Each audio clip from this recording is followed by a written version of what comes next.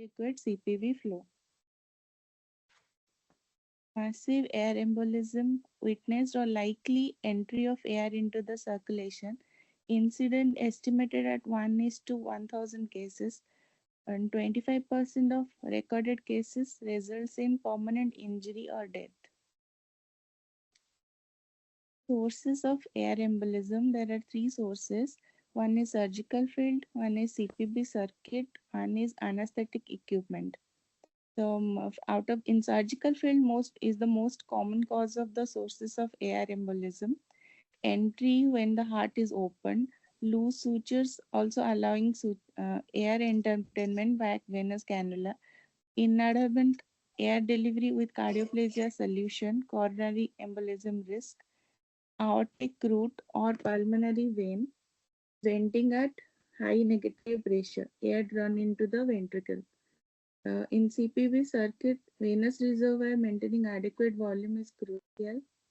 Modern equipment includes bubble detectors like venous and arterial, automatic shut-off systems when reservoir volume is critically low, advancements at transition from bubble to membrane oxygenator, which reduces gas addition to the circulation, and risk remain with punctured or misconnected lines or membrane integrity loss. Anesthetic equipment, unprimed monitoring and IV infusion lines, one cause, and pressurized infusion devices are other causes. Partially used infusion bags like reconnection increases air embolism risk, which should be avoided. What preventive measures we should take? In surgical air embolism, ensure sutures are secure, minimize air entertainment during procedures, and in CPB equipment, maintain a reservoir volume, utilize modern monitoring systems, transition to safer oxygenation technologies, and in anesthetic protocols, prime all lines before use, avoid reusing partially filled infusion bags.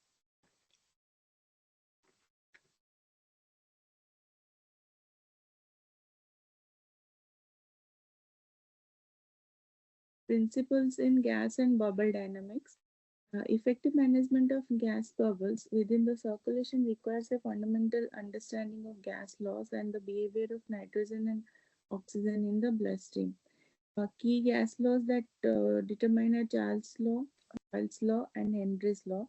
Charles law defined that constant pressure, the volume of a given mass of gas, varies directly with the absolute temperature. Implication is bubble size decreases with hypothermia due to lower temperature. And Boyle's law, at constant temperature, the volume of a given mass of gas varies inversely with the absolute pressure, and its implications are barometric and hydrostatic pressures prevent dissolved nitrogen from leaving solution. And Henry's law defines at a given temperature, the amount of gas dissolved in a liquid is directly proportional to the partial pressure of the gas in equilibrium with the liquid, which implicates partial pressure determines the tendency for bubble formation or its dissolution. Bubble dynamics and management. Composition of air bubbles are nitrogen and oxygen. Nitrogen is the main challenge due to its slower elimination comparison to oxygen. Oxygen readily absorbed into the bloodstream, and temperature effects. Hypothermia reduces bubble size, increases nitrogen solubility in the blood. Pressure effects, barometric and hydrostatic pressures as per Boyle's law help stabilize dissolved nitrogen, preventing its escape as bubbles. Rapid decompression, as experienced by scuba divers, can cause nitrogen bubbles to form. That is the cause of decompression, which is applied here also. Denitrogenation strategies. Hyperoxia, we do breathing 100% oxygen. Then a nitrogen bubble of 4 millimeter diameter takes more than 10 hours to get absorbed and less than 1 hour to while breathing 100% oxygen.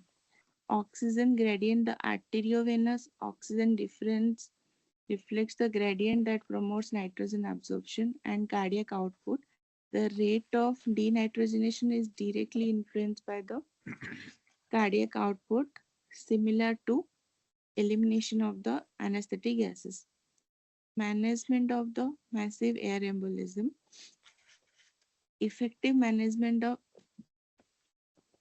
massive air embolism requires early diagnosis, good communication, rapid implementation of proven or likely beneficial measures. Due to its rarity, preparation through protocols and stimulation is essential. Key principles in the management of air embolism are first, make the diagnosis, communicate the diagnosis clearly, prevent further air embolism, identify the source, limit organ damage, clear the CPB circuit out of air, expel air from the major arteries, and re-establish circulation.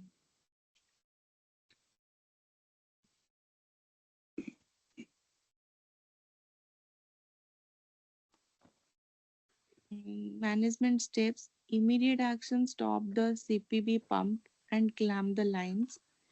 Slide didn't Prevent, move. hello, Slide didn't move.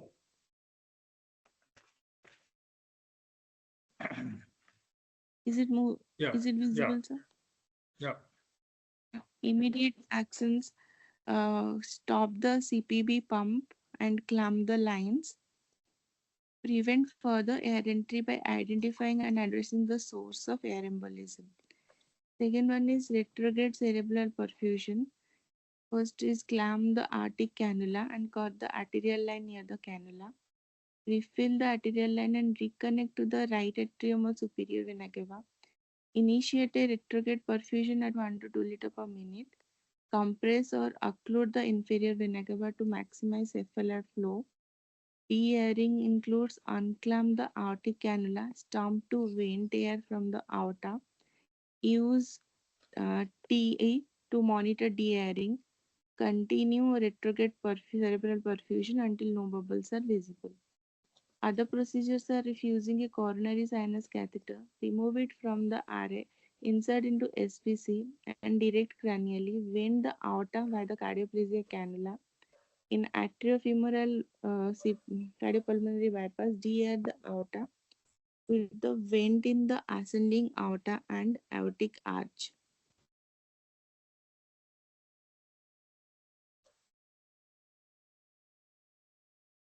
Pharmacological intervention, use of neuroprotective agents, example therapeutic hypothermia, corticosteroids, antioxidants, though efficacy remains controversial of those drugs.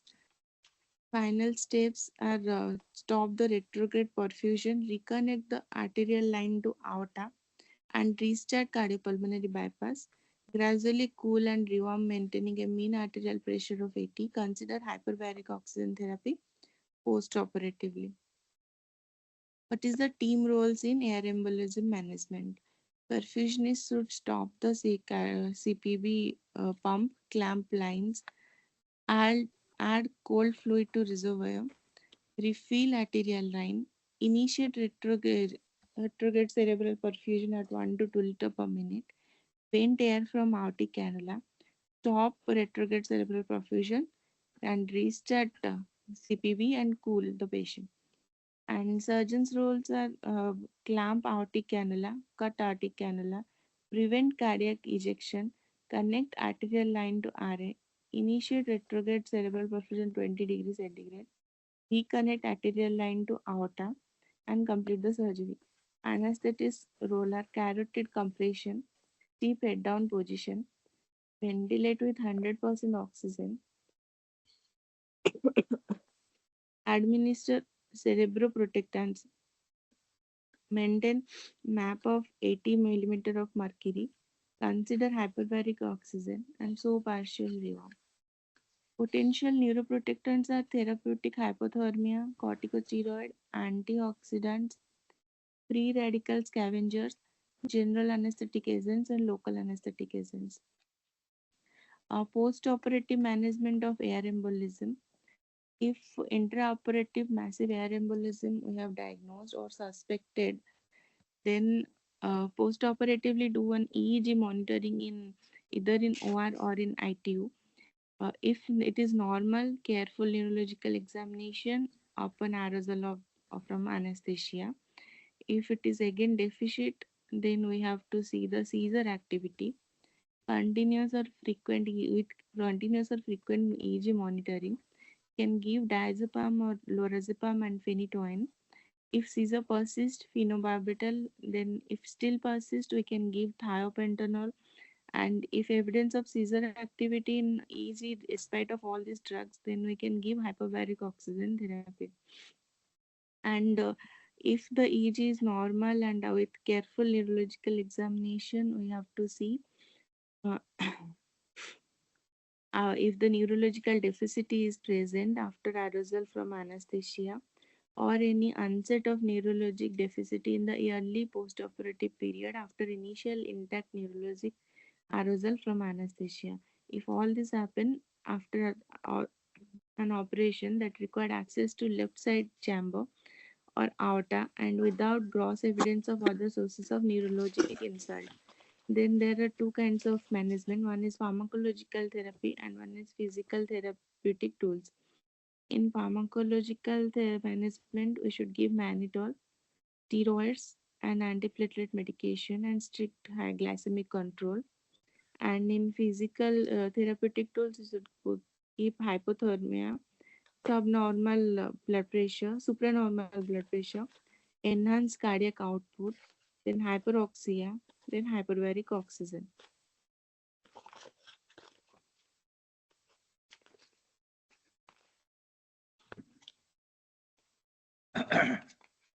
Inadequate oxygenation during the CPB. Inadequate oxygen during CPB can result from issues with the gas delivery system or oxygenator failure. Early recognition and systemic intervention are critical to resolve the issue.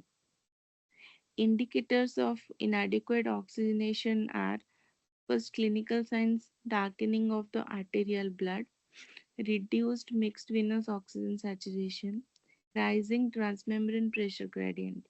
Confirmatory tests are ABG, low PO2 with high PCO2.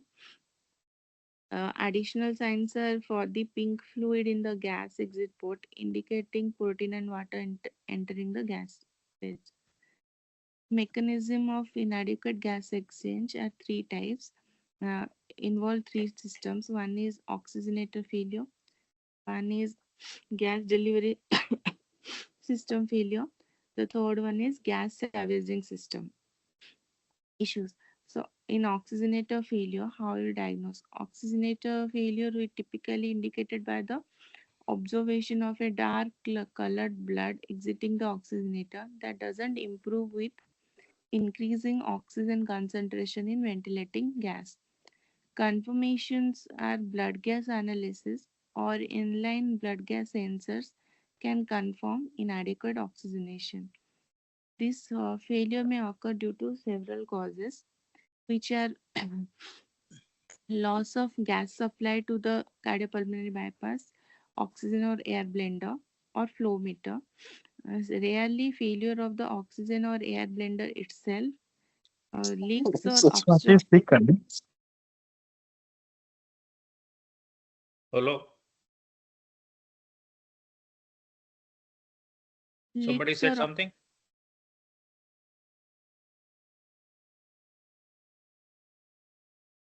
Go on. leaks or obstruction in the gas delivery system, which can also contribute to oxygenator malfunction. Gas delivery system failure causes are leaks, obstructions, or failure of the gas delivery system, which can lead to inadequate oxygenation.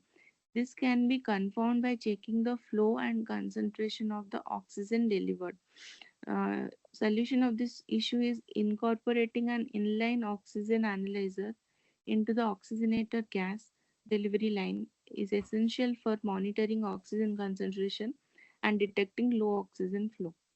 Optimal sensor position and advanced optimal sensor position, the oxygen analyzer should be placed nearest to the oxygenator for accurate readings. Advanced detection system include using an aspirating oxygen sensor and pneumato, pneumato,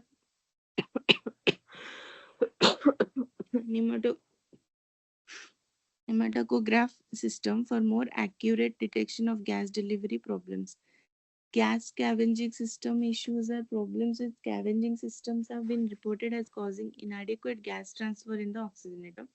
This system must be carefully managed to prevent any complications. Factors contributing to the increased oxygen consumption also lead to inadequate oxygenation. Um, these include light anesthesia and hypothermia.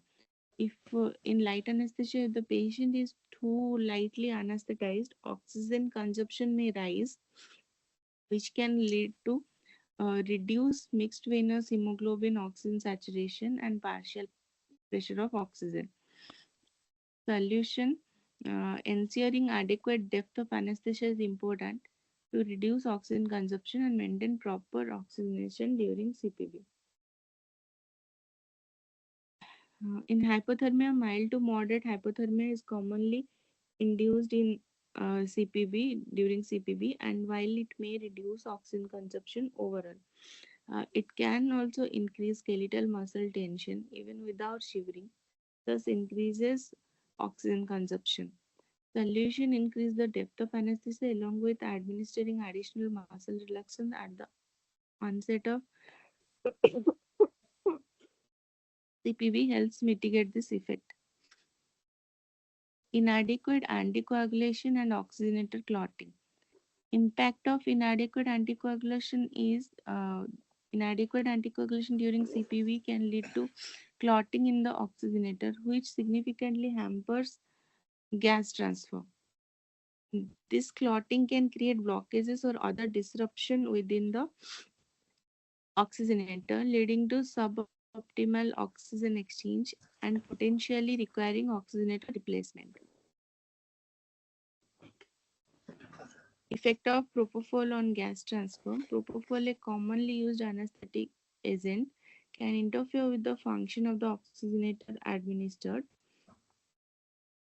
directly into the membrane. The drug may block pores or otherwise disrupt the membrane surface in the blood contacting compartment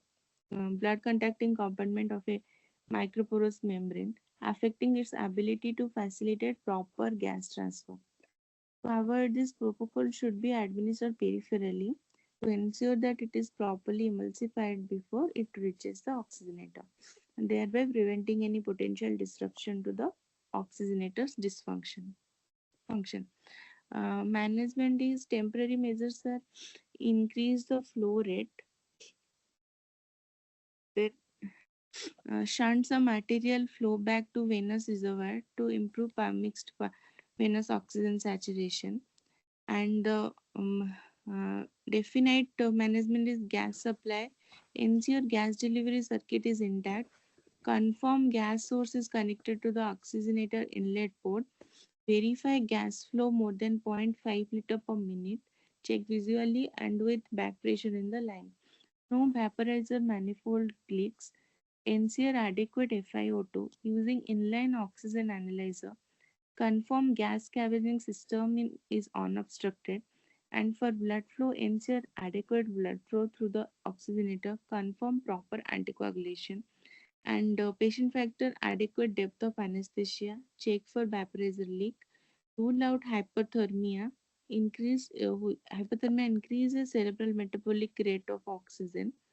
Check for cold agglutinins and anaphylaxis, and surgical factor severe aortic regurgitation, overventing of the heart without adequate forward flow, unsecured cava snares without lung ventilation, creating an effective right to left shunt.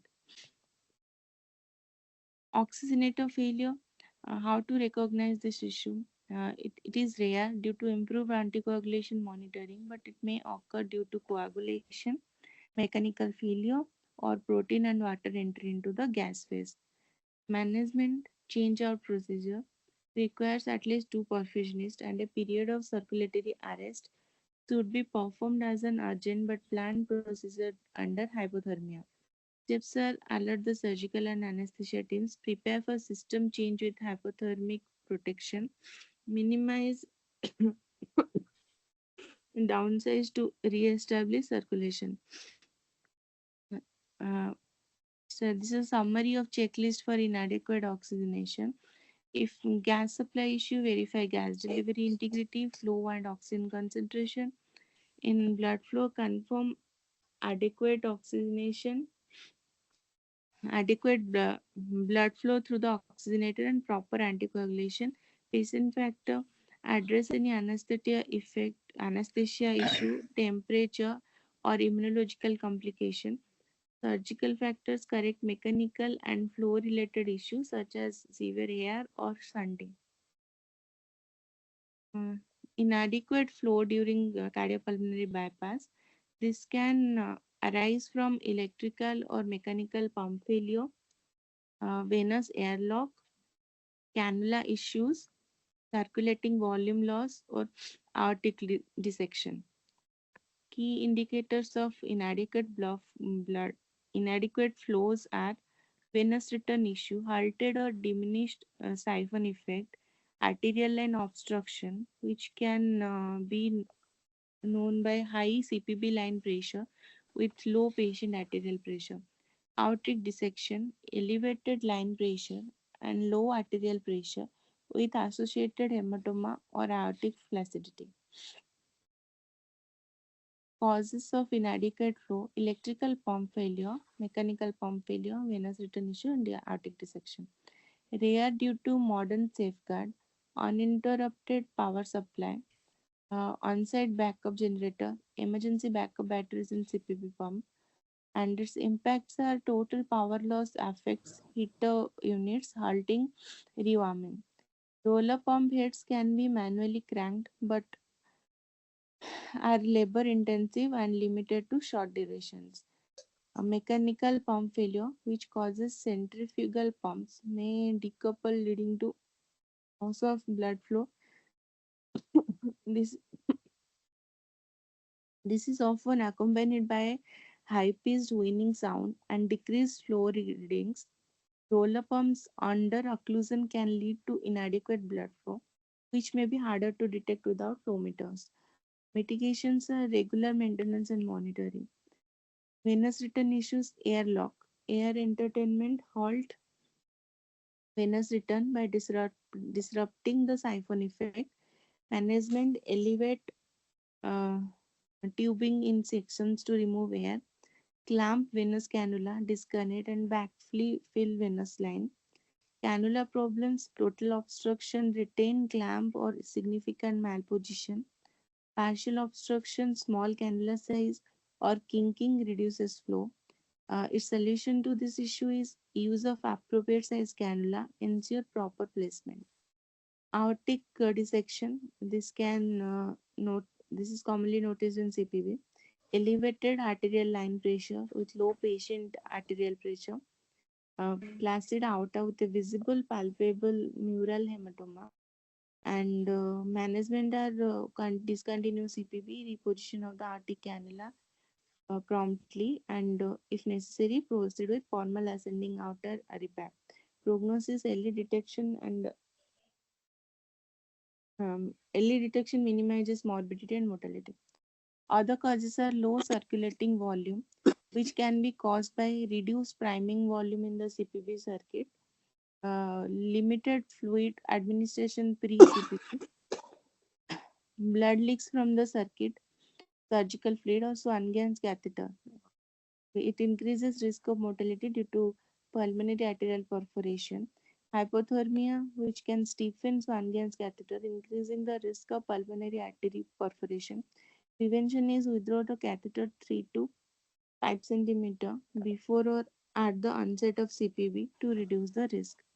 And inaccurate flow meter readings can occur with centrifugal or roller pumps due to miscalibration or incorrect settings.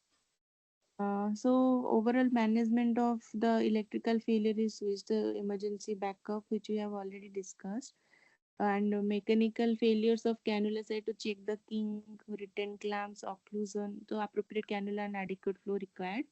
And airlocks is to clamp the line, backfill, and re-establish venous return. And aortic dissection is to discontinue CPB and reposition cannula with repair. So, aortic dissection is the most serious issue which is associated with a high mortality rate.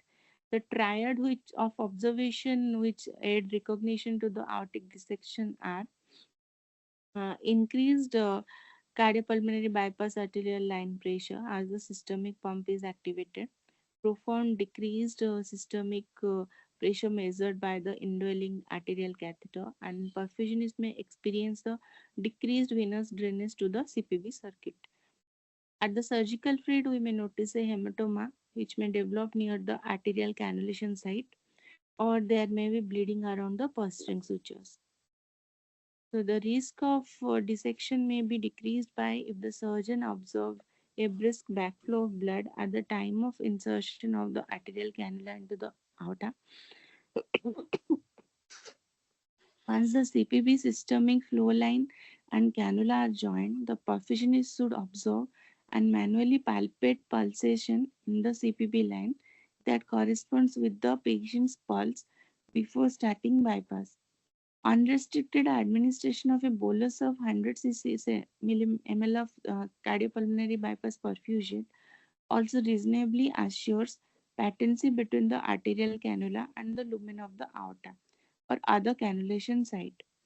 Direct continuous measurement of the arterial line pressure by aneroid gauge or electronic transducer allows observation of the CPB systemic line pressure during initiation and throughout the course of bypass. What to do in aortic dissection? First of all, if it is suspected, the perfusionist should immediately stop the CPB and notify the surgeon. The perfusionist and surgeon must confirm there are no kinks or clamps on the arterial line responsible for the increased CPB line pressure and or decreased systemic pressure. The surgeon should palpate the aorta if it is flaccid, which often indicates a major problem, and an aortic dissection should be strongly suspected. Clamp the line in the emergency situation to avoid exsanguinating the patient into the CPB reservoir. If dissection is confirmed, the arterial cannula is removed and reinserted in a different location so that cardiopulmonary bypass can be resumed. This dissection must be surgically repaired, which may involve replacement of the ascending aorta with a deep hypothermic circulatory arrest. Other miscellaneous problems are contamination risk. Bacteria contamination is a significant concern in CPB due to potential for infection, which can result in prolonged hospital stay, mechanical ventilation, and in some cases, death. Key risk factors are contamination from pre-assembled CPB circuit and contamination of cardioplegic solution. Drug errors, overdoses of vasodilator and vasoconstriction, anticoagulation errors cause massive clot formation in the CPB oxygenator, rendering it unusable. Protamine errors. Protamine, when incorrectly administered, can cause clots in the CPB circuit, which may lead to equipment malfunction or failure, such as clotting of the oxygenator and arterial line filter. And protamine reaction also can happen.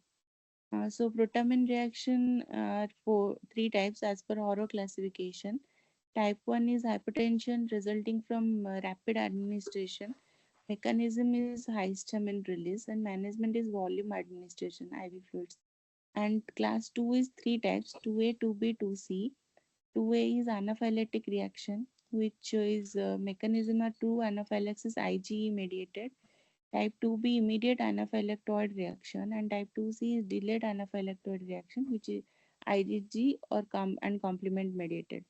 Treatment is give oxygenation, adrenaline, corticosteroids and antihistaminics. And type 3 is catastrophic pulmonary vasoconstriction which is thromboxane 2 mediated and management is vasodilatation of the pulmonary vasculature using milrinone or GTN. Other transfusion reactions also can happen and accidental disconnections can happen. In case of dislodgement of the arterial cannula, stop the pump, clamp venous lines, flush line from pump, replace cannula, reconnect to pump, and watch for air. Prevention and best practices are to minimize the risk associated with these miscellaneous problems. The following measures we should have adopt. First one is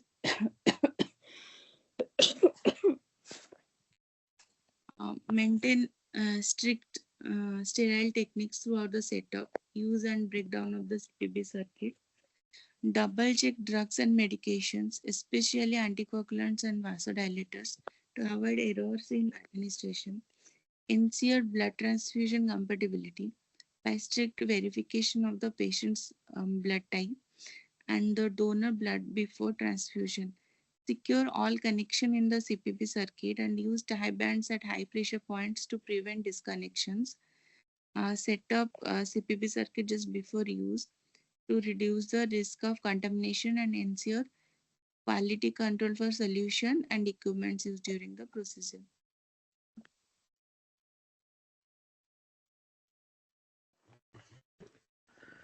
Okay, good. This you must remember that emergencies in CPB are a very acute problem, and it should be tackled on a war footing. Okay, everybody has to, the whole team has to be tuned to handle this, and the three most common or the most important ones are air embolism, and how to change an oxygenator while the case is going on, and then management of inadequate perfusion and flow. So these three things, like, you should have a protocol or an SOP. Most of the places they have a chart put up, which is hanging on the pump, and everybody in the theater should know this.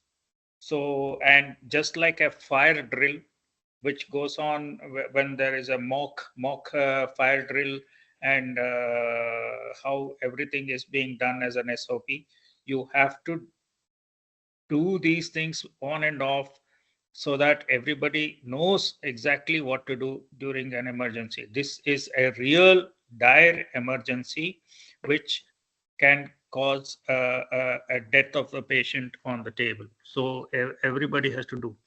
I wish you had most of it. What you said was theoretical, but the actual performance of uh, eliminating air embolism and change of oxygenator varies from institution to institutions.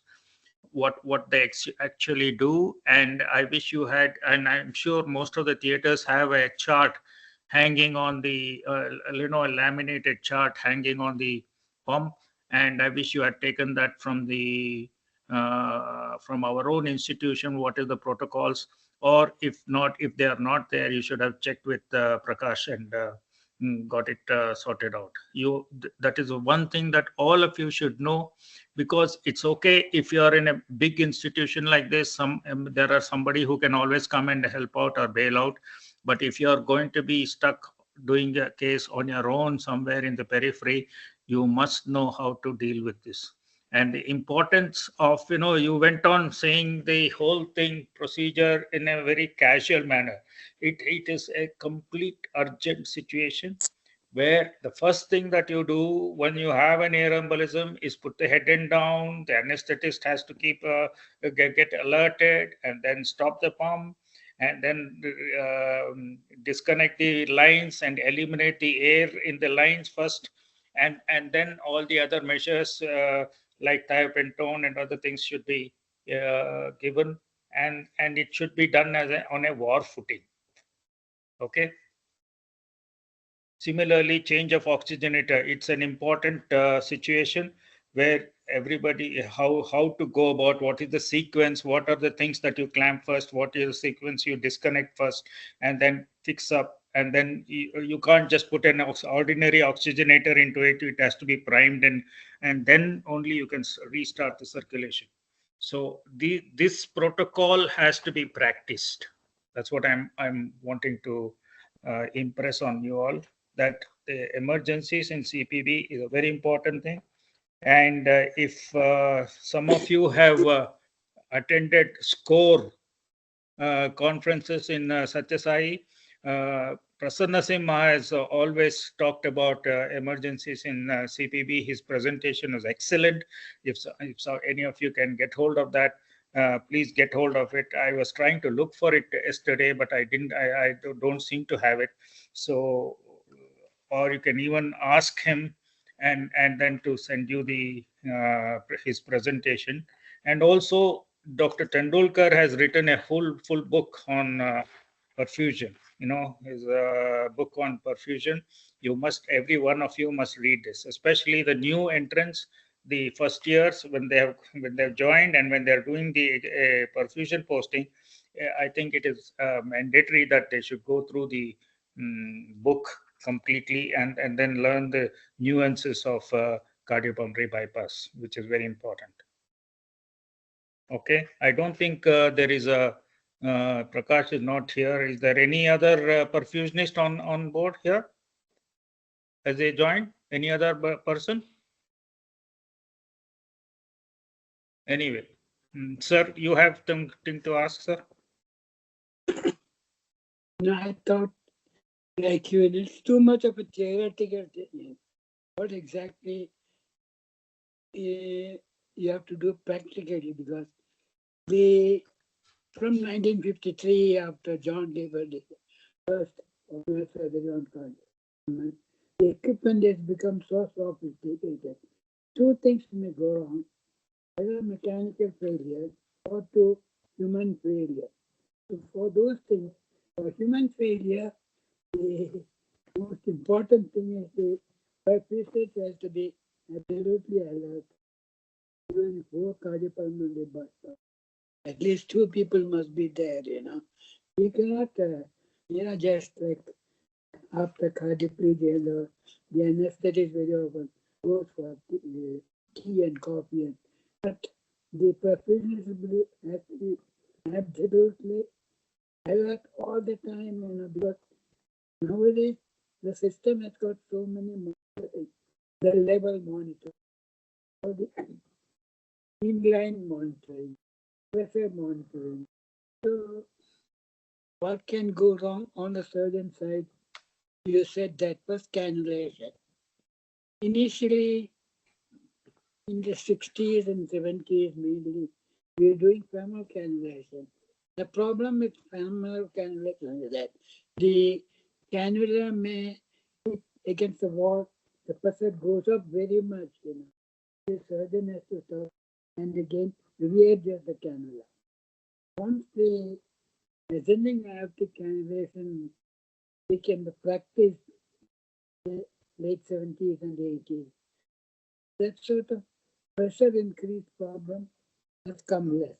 But the problem of the length of the perfusion cannula into the aorta may vary, may cause differential perfusion. If you're doing high cannulation, because you need you're doing an ascending aortic aneurysm and all. It's a problem of differential perfusion into the innominate artery or into the, one of the branches, you know, so differential perfusion can occur. Then sometimes your cannula can hit against the posterior wall, you know. All those things you have to be careful during the cannulation. And then, of course, first thing is the perfusionist checks the pressure line. That's the first thing to do, you know, before you start cardiopulmonary bypass. And if you have to diagnose the section, right, the perfusionist says the pump pressure is going up, the arterial pressure is coming down. And also, if you got a EE, you can actually note the false intima, false lumen, and the true lumen. Then you have to immediately stop the pump, and then you have to do femoral cannulation. The importance of femoral cannulation, because it was so great. So what is dissected, how it goes the different way, retrograde. Then you have to cool the patient and open the aorta and take care of dissection as you take care of dissection in every other case. Then air embolism, massive air embolism. You didn't press the top.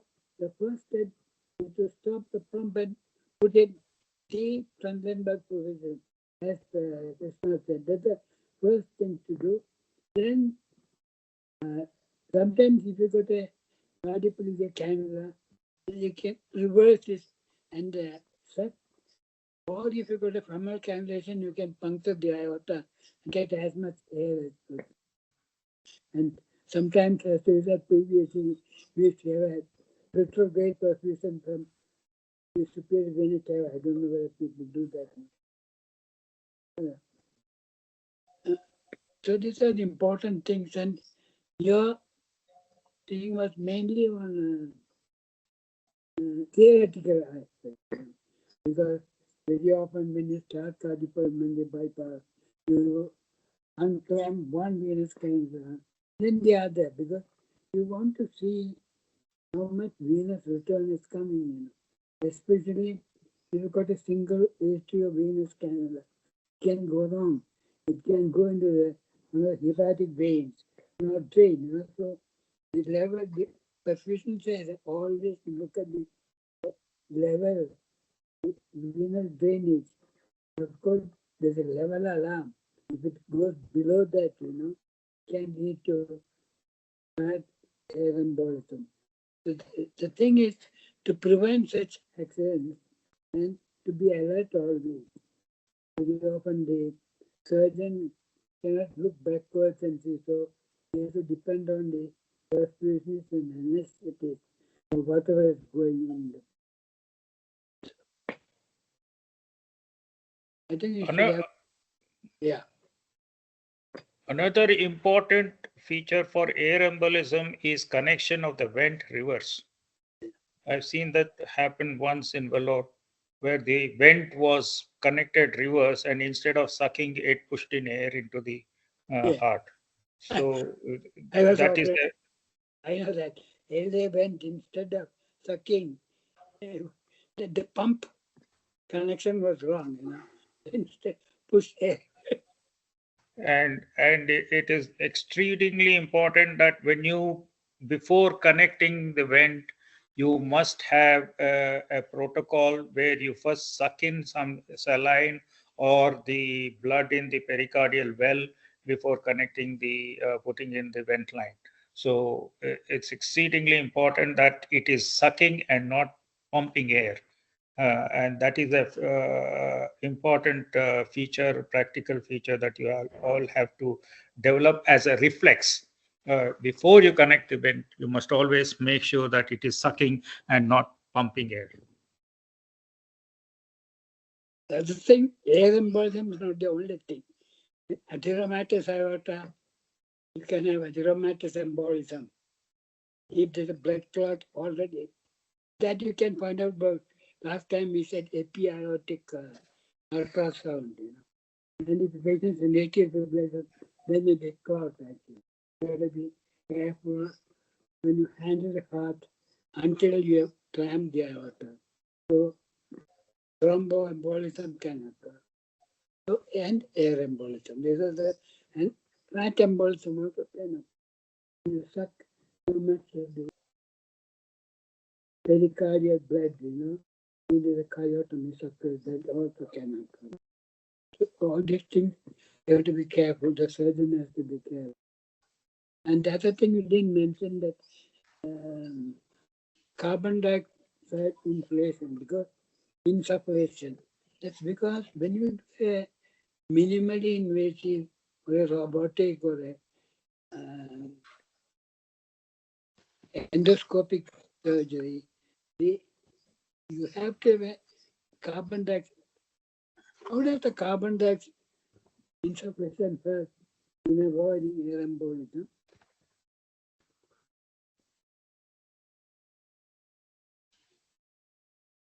Do they practice it here or not? No answer.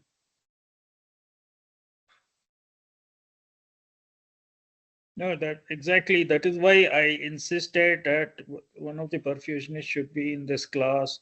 Secondly, you should know what you practice in our institution Yeah. and what are the things that are done as a practical, immediate this thing. And then we'll talk a bit about the theory. See, because these are all emergencies that you must know. There is no excuse for not knowing how to deal with air embolism, how to change the oxygenator on pump, and how to tackle inadequate flow. If you don't know these, you will never succeed in your this thing practice. So these are some things that you must know. Whether you know the other things or not, these are very important that you must know. Like I always say, there are certain things that you must know, certain things that you should know, and certain more things that you good to know, so that you can practice better. So these three things: must know, should know, and good to know. Carbon dioxide insufficient helps because carbon dioxide is highly soluble and will not cause problems of embolism. And carbon dioxide is heavier than nitrogen and oxygen. So if you put a carbon dioxide line for insufflation near the sternal edge, the carbon dioxide comes down and the whole pericardium and all those areas are filled by carbon dioxide. No oxygen, nitrogen, and that. And so even if so, that's why you can't do the classical gearing like you do in open heart with the median sonotomy when it is minimally invasive. Can't do that, As Srikashna used to say, KM, they used to be so careful about air embolism. They used to puncture the LA appendage, left ventricle apex, and the aortic root. And so that's not possible in minimally invasive robotic surgery. So that's why it's important to have carbon dioxide in circulation in the field. Okay. In the early days when we started off pump CABG, people used to use a blower mister to get adequate visualization of the artery. Before the shunts came into vogue, they used to blow with a saline filled this thing. So initially they used to use oxygen, and then soon they changed over to carbon dioxide because oxygen becomes toxic to the endothelium. So carbon dioxide is a better gas mixed with saline to blow the around the anastomosis, and also it gets absorbed quicker. So people switched over to carbon dioxide blower mister. It's called a blower mister. Nowadays, I'm not sure whether they use, because nowadays we have a shunt which you push into the coronary artery, and then you do the anastomosis around it. We still use it, sir. What? The blower mister, sir. Okay. But I think it is because you should not use oxygen on that. You should use the carbon dioxide uh, in the blower mister.